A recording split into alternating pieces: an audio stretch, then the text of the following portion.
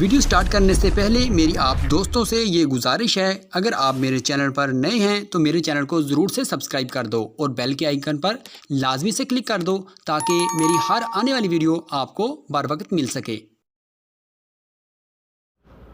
मोहतरम नाज़रीन अस्सलाम वालेकुम। मैं हूँ हकीम मोहम्मद गालिब। आप देख रहे हैं हर्बल टिप्स विद हकीम गालिब। मोहतरम नाज़रीन, आज जो हम नुस्खा पेश करने जा रहे हैं वो ख़वातीन के लिए है, ख़वातीन का बांझपन। मोहतरम नाज़रीन, ये बड़ी नामुराद मर्ज़ है। शादी के बाद कई कई साल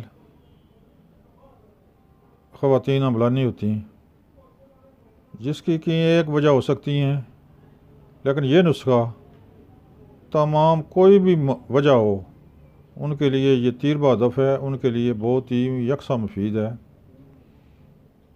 ख्वाए का नालियों की सोजश हो, यानी कि ट्यूबों की सोजश हो, या रेह में सोजश हो, या लकोरिया हो, या बैज़ा दानी में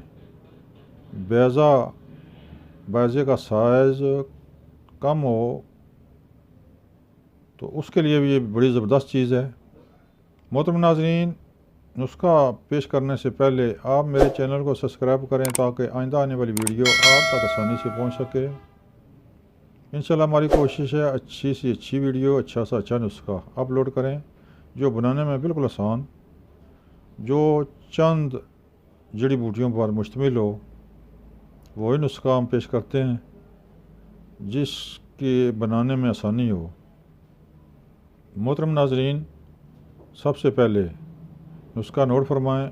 आंवला साफ शुदा 50 ग्राम, करवंजा मगज़ करवंजा 50 ग्राम, फटकड़ी सफ़ेद 50 ग्राम, अस्कंद नागौरी 50 ग्राम।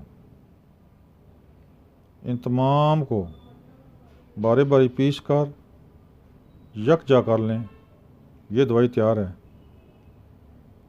मोहतरम ख़वातीन, इसका तरीका इस्तेमाल इस तरह है कि 500 mg वाले कैप्सूल भर लें। एक कैप्सूल सुबह, एक दोपहर, एक शाम। हमरा दूध इस्तेमाल करें, पानी के साथ भी इस्तेमाल कर सकते हैं, कोई मज़ायका नहीं, लेकिन बेहतर दूध है, दूध के साथ इस्तेमाल करें। इंशाल्लाह इससे अंदरूनी सोजश, अज़ाए मखसूसा की सोजश उतर जाएगी। कमर में जो दर्द था वो भी ठीक हो जाएगा। बैज़े का जो मसला वो भी इंशाल्लाह इससे हल हो जाएगा। तो अल्लाह के हुक्म से पहले ही माह में आप उम्मीद से हो जाएंगे। मोहतरम नाज़रीन, ये थी टिप्स, ये था नुस्खा ज़नाना बांझपन के बारे में। मुझे उम्मीद है कि आपको पसंद आया होगा। नुस्खा बनाएं, इस्तेमाल करें। इंशाअल्लाह अल्लाह के हुक्म से इसको तीर बहदफ पाएंगे। बहुत ही मुजरब और रिज़ल्ट शुदा नुस्खा है। नुस्खा दोबारा सुने।